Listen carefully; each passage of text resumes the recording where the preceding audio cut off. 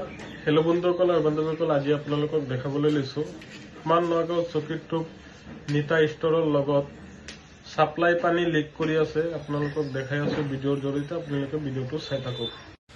আপোনালোকে ভিডিঅ'ৰ মাজত দেখাই পাইছে, এইটো হ'ল আমাৰ নগাঁও চকীটোপ নিতা ষ্টৰৰ লগত চাক বহুত পানী লিক কৰি আছে, সাপ্লাই পানী লিক কৰি আছে। তো ব্যৱস্থা কৰিব লাগে, নহ'লে পানীবিলাক এনেই গৈ আছে। আৰু চাইছেনে, বহুত পানী লিক কৰি আছে, বহুত বানপানীৰ নিচিনা হৈ গৈছে, বহুত পানী লিক কৰি আছে। তো চাক পাইপটো ফাটি গৈছে, এইটো কাৰণে পানীটো লিক কৰি আছে। এইটো ব্যৱস্থা কৰিব লাগে, নহ'লে পানীবিলাক এনেই গুচি আছে। তো চাক বহুত পানী হৈছে ইয়াত।